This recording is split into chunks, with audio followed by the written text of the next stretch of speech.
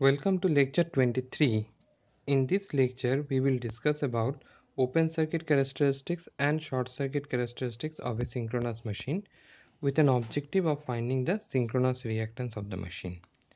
So let's first see how we determine the open circuit characteristics of a synchronous machine. Let us consider a three-phase synchronous machine. So it has three windings.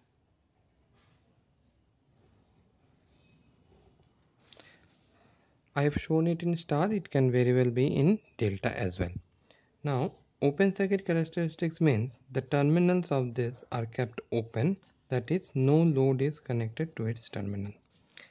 What we intend to do is that we want to make this current that is flowing out of the machine to be zero.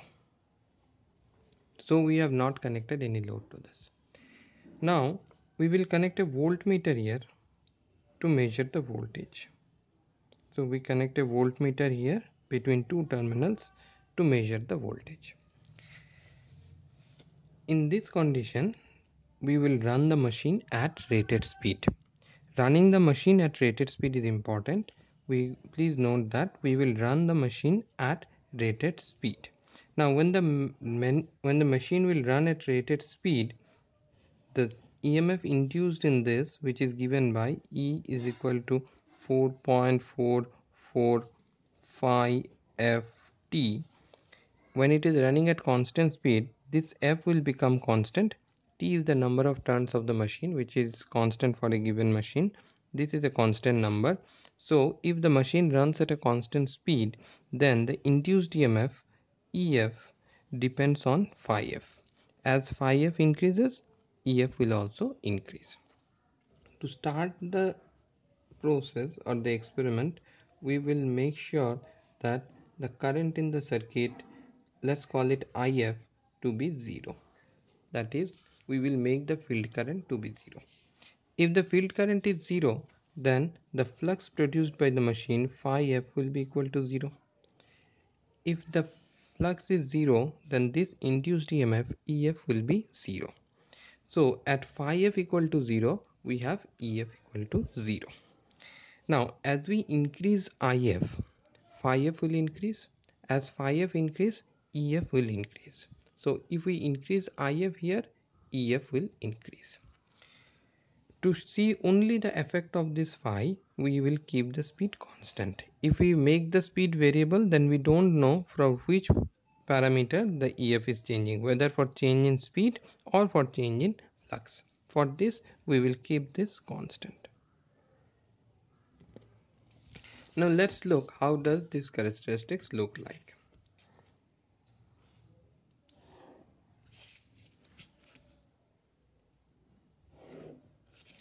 On this axis we will draw IF, and on this axis we will draw EF.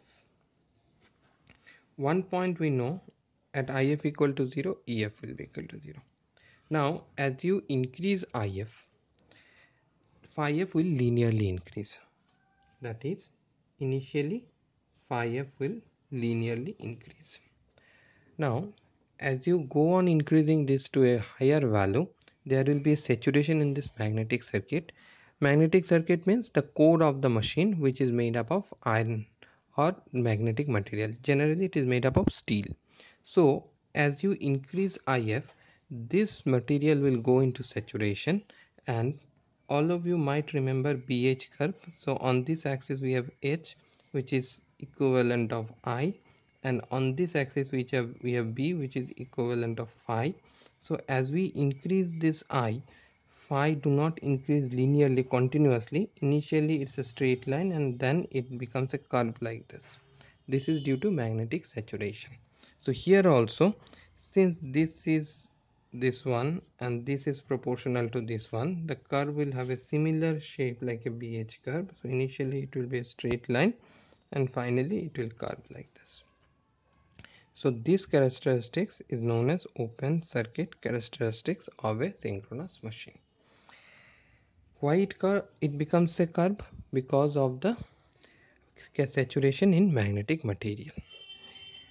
Now if this core of the machine, that is the material with which the stator is made up of, stator core is made up of. If this is made up of non-magnetic material, non-magnetic material doesn't mean only non-metal, it can very well be aluminum, copper. Magnetic materials means iron and some other thing. Almost all metal other than iron are non-magnetic material. So if it is made up of non-magnetic material, then there will not be any saturation in the machine, and as a result this will be a straight line like this. So this line is known as air gap line. Air gap line means the core is made up of air gap. Air core. Air core doesn't mean it is made up of air. It means that it is made up of non-magnetic material such as air. So if the core is made up of non-magnetic material, this will be my open circuit characteristics. If the core is made up of magnetic material, this is my open circuit characteristics. The difference is the saturation effect. Now let's draw the phasor diagram for this machine.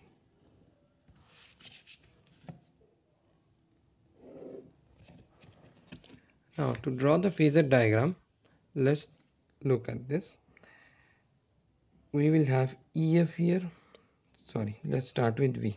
Let's say that this is my terminal voltage V of t. Since there is no current, this terminal voltage and the induced EMF here will be same, because there is no current, there will be no drop. So Vt will be equal to EF. There will be no Ia, so Vt will be equal to EF. Now perpendicular to EF will be my phi f.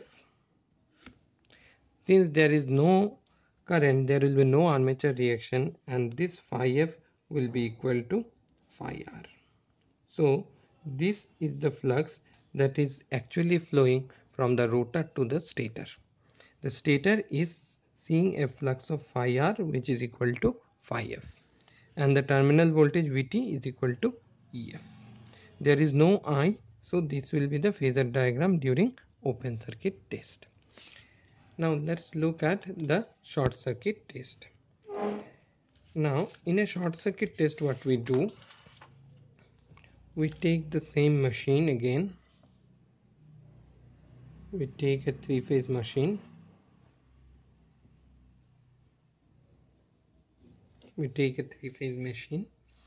Then we connect an emitter here. You can connect one emitter or you can connect three emitter. Three emitter means you will measure the current in three phases. One emitter means you will measure the current in one phase. Since it's a balanced symmetric machine, so whether you connect one emitter or three emitter, the result will be same. We assume that in all three phases the currents are same.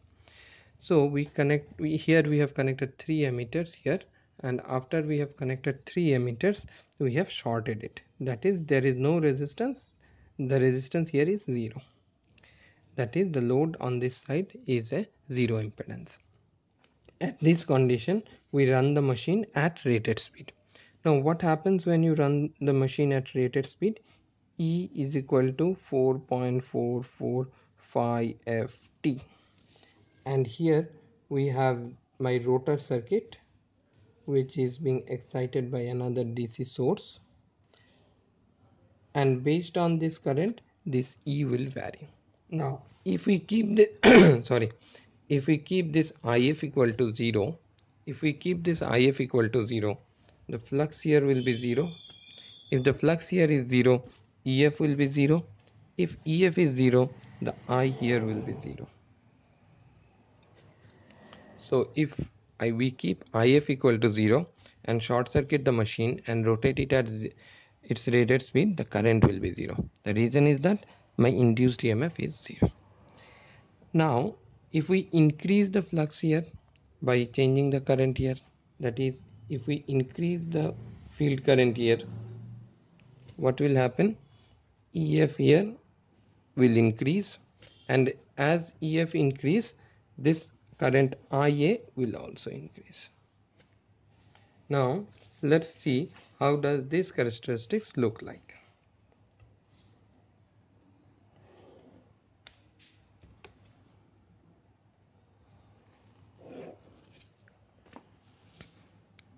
let's say that this is my IF, and on this axis I have IA. So one point is known to us, that is this point. This is at IF equal to 0, IA is 0. Then if we increase IF, phi will increase, and with increase in phi, EF will increase. With increase in EF, IA will increase. Now this is how it will increase. These characteristics will be a linear line. There will not be any saturation here. Let's see why. What is the difference between the open circuit characteristics and short circuit characteristics here? The open circuit characteristics here, if you look at this curve, is a curve. The short circuit characteristics here is a linear line. The machine is same, the core is same. Here it's non-linear, here it is linear. Let's try to explain why it is like this. For this, we have to draw the phasor diagram of the machine during short circuit test. Let's say that this is my EF, induced EMF. Why we are not writing V here? V is the terminal voltage which will be 0 because we have short circuited this. So this is my EF, and here V is 0. Now if this is EF and V is 0, what will be the direction of current? The direction of current here will be like this. Why IA is in this direction? The reason is that it's a pure inductor. In a synchronous machine, the impedance is purely due to the synchronous reactance and the resistance is negligible. So the current will lag the voltage by 90 degree. So this is the direction of the current. So this is the direction of the current. Now if this is the direction of current, my IA axis drop will be in this direction. This will be IA axis and terminal voltage will be 0. This is EF, this is IX, VT is 0. Now this is my terminal voltage VT, which is equal to 0. Now what is the what if this is EF? This will be my phi F. Phi F is perpendicular to EF. Now it's a machine, it's a generator, so my direction of armature reaction will be same in the direction of flux. So this will be my direction of armature reaction.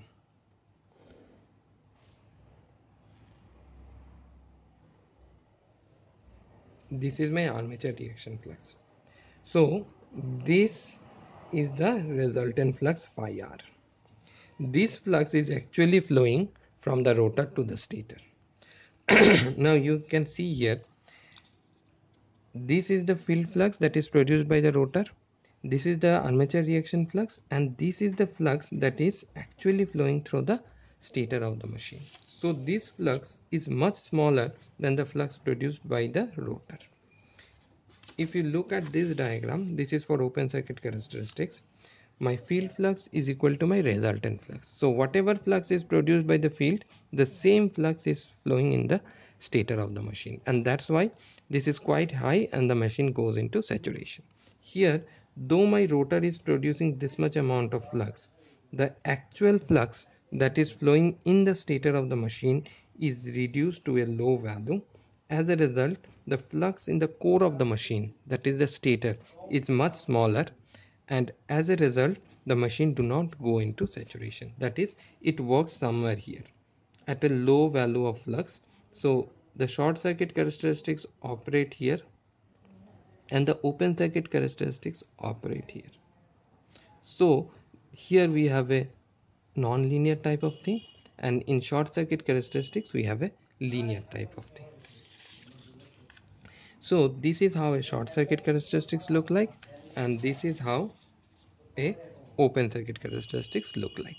If you see both of this curve, the x-axis of both of the curve are same. Here is also IF, here it is also IF. The y-axis here is EF, the y-axis here is IA. We can also write it as ISC, that is the short circuit current. or it is same as saying that it is my armature current IA. Now let's see how these two characteristics can be used to find the synchronous reactance of the machine. For that, what we have to do is to draw both the curve in the same axis. That is, we will take the x-axis same IF this, and then first we will draw the open circuit characteristics EF. This is my open, and then we will draw the open circuit characteristics like this.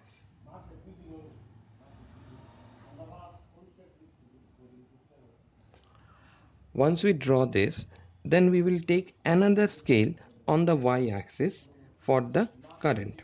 You can take the axis on this line also, or for clarity you can take the axis on y-axis on the right hand side.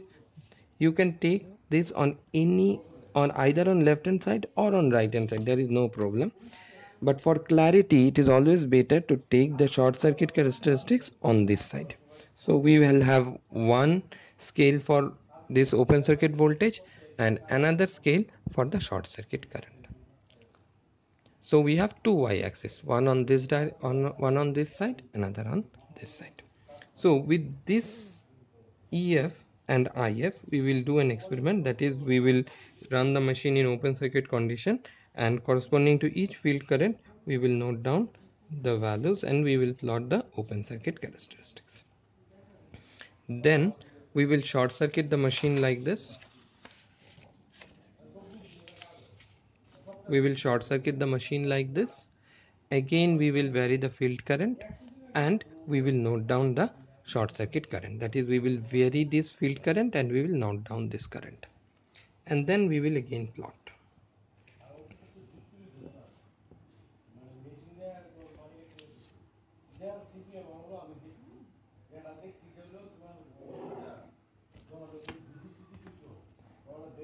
Short circuit current. This is open circuit current. Now these are the two characteristics. One is short circuit characteristics, another is open circuit characteristics. I have drawn the short circuit characteristics below this line. It can very well be above this line. There is no problem if the short circuit characteristics is above the open circuit characteristics. In the book you will find it like this. I have also drawn it like this. It is not necessary. This short circuit characteristics can very well be above this line. Now what we will do, we will draw a line parallel to y-axis or perpendicular to x-axis. This line represents a constant IF.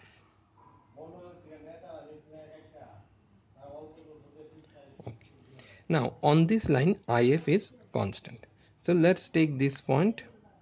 So what does this represent? This represents the open circuit voltage at this field current. Now let's take this point. What does this represent? This represents short circuit current at this field current. So the ratio of this open circuit voltage, which is this one, what is my open circuit voltage at this field current? It is this value. This is my open circuit voltage at a field current of IF.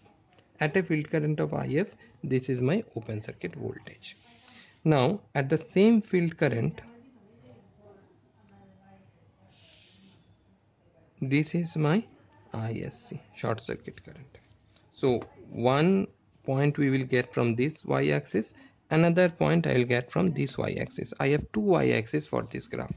One is this, another is this. So for a given field current, means along a line which is parallel to y-axis. This is a constant field current. For a given field current, the open circuit voltage divided by the short circuit current is my synchronous reactance. So how I will write synchronous reactance?